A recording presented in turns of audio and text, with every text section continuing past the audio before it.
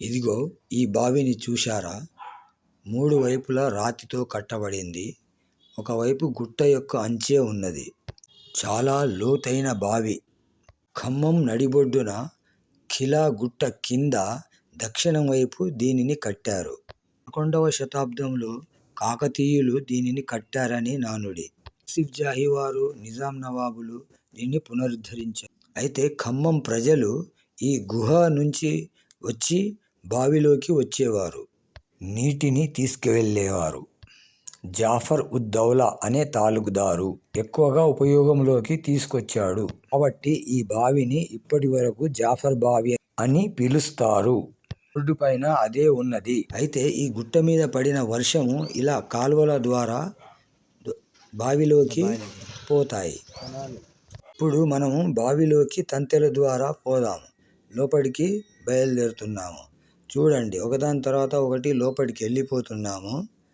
ఇక్కడ నీరు బాగా చేరి బాగా పాకురు పట్టింది. కాబట్టి ఇటు నుంచి పోయే దారి లేదు. జారి పడ్డామనుకో మొత్తం మళ్ళీ కిందికి పోతే పైకి రాలేము. ఈ దారిని బంద్ చేద్దాం. వేరే దారి కూడా ఉంది దీనికి. ఈ దారి ద్వారా మనము బావిలోకి వెళ్ళినచో కొంత భయం కూడా అనిపిస్తుంది. కానీ లోపలికి వెళ్ళి చూద్దాము. ఇలా స్టెప్పులు వేసుకుంటూ లోపలికి వెళ్ళాము. మొత్తము బావి లోతు వరకు తంతెలు నిర్మించి ఉన్నాయి.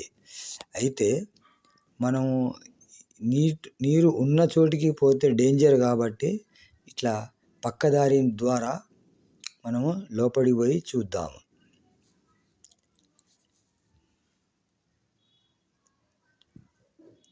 ఆ పచ్చగా ఉన్నది నీరు మాత్రం. ఎందుకంటే ఈ రోజుల్లో వాడట్లేదు కాబట్టి అది పచ్చగా తయారైనది. బావి సైడ్ గోడ నుంచి మనము లోపలికి వెళ్తున్నాము. అయితే ఇది చూడండి, ఆ పచ్చగా అవుపడేది మొత్తము నీరు. చాలా లోతు ఉన్నది. ఇది మనకు చూడడానికి అట్లా అనిపిస్తుంది. ఆ గుట్ట యొక్క గోడ మొత్తం ఆ గుట్ట మీద పడ్డ నీరు బావిలోకి చేరుతుంది. ఊట ద్వారా కూడా. అయితే ఒక రాయి వేస్తే నీరు మంచిగా అవుపడ్డది. ఫ్రెష్ నీరు, గుట్టల ద్వారా వచ్చే నీరు చాలా ఫ్రెష్గా ఉంటుందని విన్నాము మనము. దీనిని చారిత్రాత్మక కట్టడం కింద ప్రకటించి ప్రజల దర్శనార్థం ఉంచారు.